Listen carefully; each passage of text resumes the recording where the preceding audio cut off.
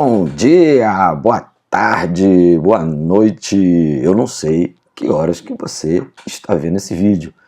Aqui é o professor Marcelo Lasno e hoje a gente vai tratar de um segundo sistema de controle, o sistema endócrino. Por que o sistema é chamado assim? Porque ele está ligado às secreções internas da corrente sanguínea. E essas secreções internas na corrente sanguínea usualmente são os hormônios. Os hormônios são verdadeiros mensageiros químicos do corpo, que uma vez caindo na circulação, depois se redirecionam para as células, as chamadas células-alvo, que são alvo porque apresentam um receptor, ou na superfície da célula, ou no interior da célula, mas um receptor específico para esses hormônios. Vamos ver as principais glândulas endócrinas do corpo e os seus principais hormônios. Primeira glândula que a gente vai ver, pessoal, é a glândula pineal, também chamada de epífise. Está aqui ela, aqui vocês estão vendo o crânio, o encéfalo, perdão, num corte sagital. Isso aqui é o lado, a lateral direita do hemisfério cerebral e aqui do hemisfério cerebelar. E aqui vocês estão vendo a glândula pineal. O que ela faz? A glândula pineal secreta um único hormônio chamado melatonina. Melatonina é um hormônio derivado do aminoácido triptofano, que antes passa pelo estado de serotonina, que é um neurotransmissor. Toda vez que existe pouca luz, a gente faz muita melatonina. E a melatonina é conhecida como hormônio do sono. Mais melatonina, mais sono. Segunda glândula que fica na mesma região, um pouquinho mais anterior, é a hipófise ou pituitária. Está aqui ela, tá? Agora está numa posição assim, né? Como se a cabeça tivesse virada para lá, de modo que essa é a parte anterior da glândula e essa é a parte posterior da glândula. A parte anterior da glândula se chama adenohipófise e é funcional na espécie humana. A parte posterior é chamada de neurohipófise e é funcional na espécie humana. A parte intermediária não, pessoal. A parte intermediária, ela existe, mas não é funcional na gente. A hipófise é conhecida como a glândula mestra do corpo, tá vendo? Por quê? Porque são várias estruturas que ela coordena. E essa coordenação é feita por diversos hormônios. Está a lista de todos aqui. Sendo que o GH e o ACTH são os hormônios mais produzidos pela parte anterior da hipófise, chamada adenihipófise. Está vendo? GH e ACTH. Já nós vamos ver o que eles fazem.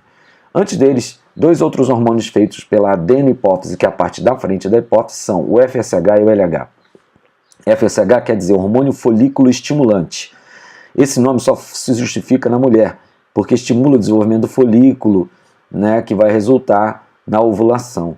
Enquanto no homem, o FSH é funcional, tá? Ele é indutor da espermatogênese, ou seja, da produção de espermatozoide. LH quer dizer hormônio luteinizante. No homem é indutor da secreção de testosterona e na mulher é o hormônio da ovulação. Outro hormônio produzido pela adenihipófise chama-se TSH, hormônio tireoide estimulante. Ele estimula a tireoide a secretar dois hormônios que são aceleradores metabólicos, T3 e T4. T4 também conhecido com o nome de tiroxina. O ACTH é um daqueles hormônios feitos em grande quantidade, é o chamado hormônio adrenocorticotrófico.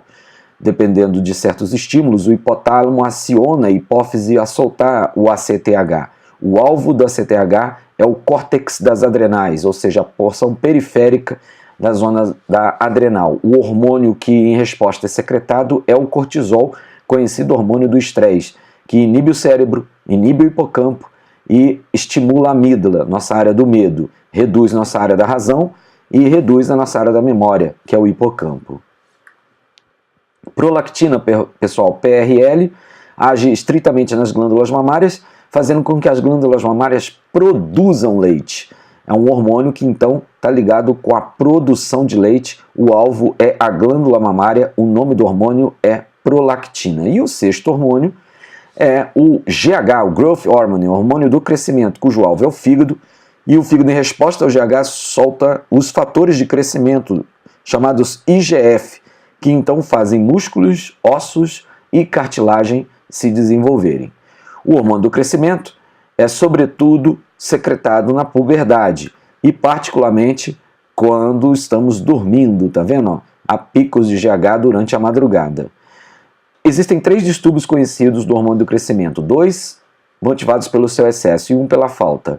O excesso ocasiona gigantismo, se esse excesso ele é precoce, ou acromegalia, se esse excesso é tardio. A falta resulta em nanismo. Aqui é um caso de gigantismo, excesso precoce, desde pequeno há uma secreção excessiva de GH.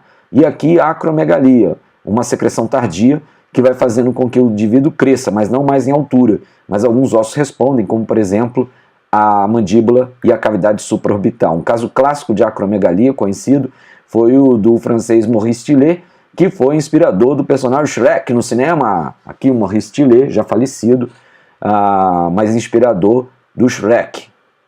Ele era um portador de acromegalia, ou seja, as extremidades crescem muito. E aqui um caso de nanismo hipofisário, que é o resultado de uma insuficiência da produção hormonal, sabendo que isso pode ser corrigido com a administração do GH, que é feito por engenharia genética, inclusive, da mesma forma como a insulina é feita.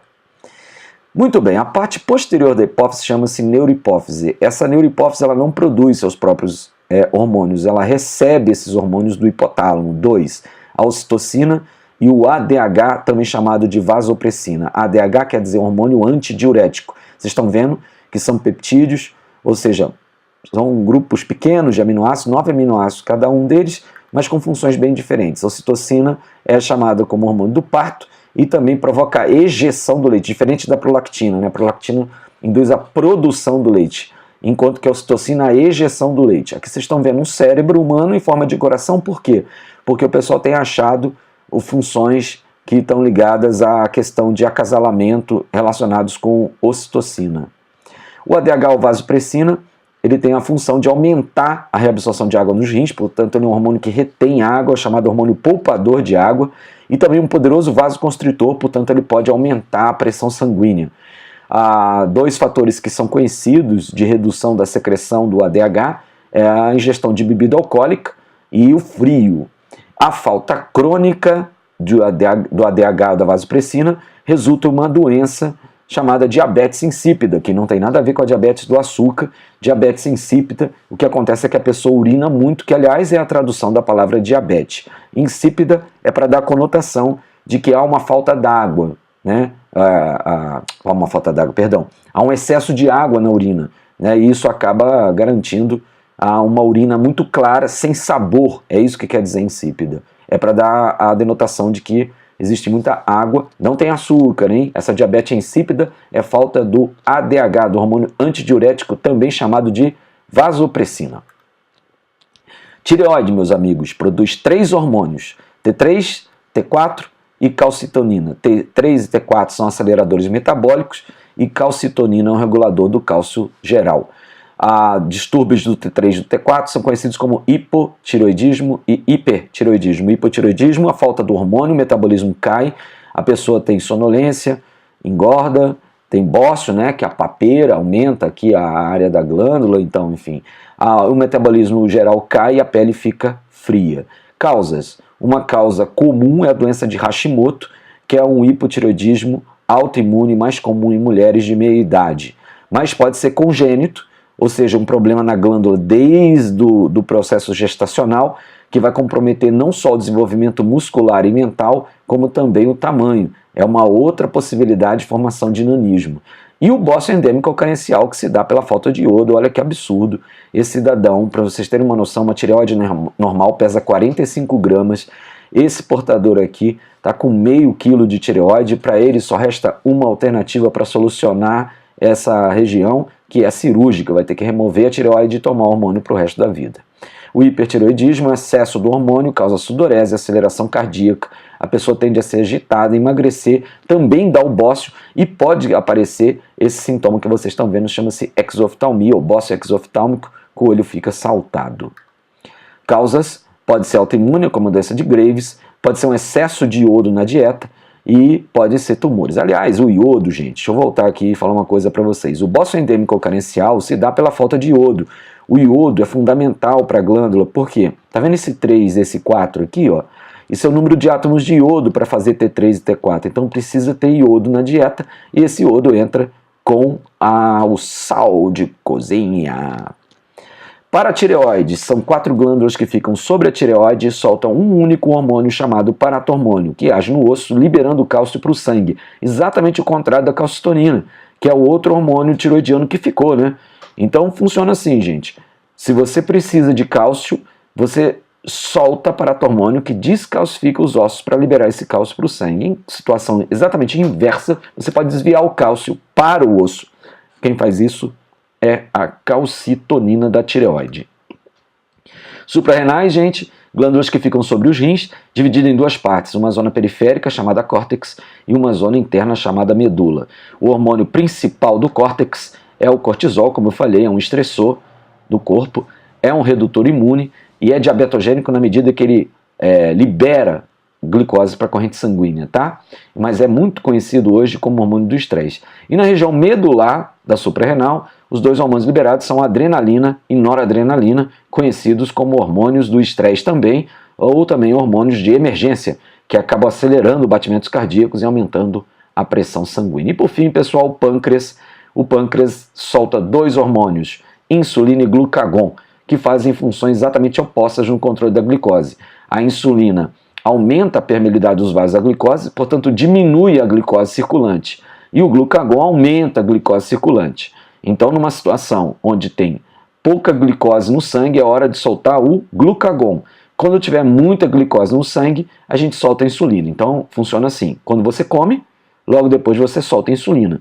Se você está em jejum, você solta o glucagon para liberar essa glicose para o sangue. Sabem que existe um problema, um distúrbio que atinge 7% da população brasileira, preocupante, chamado diabetes mellitus.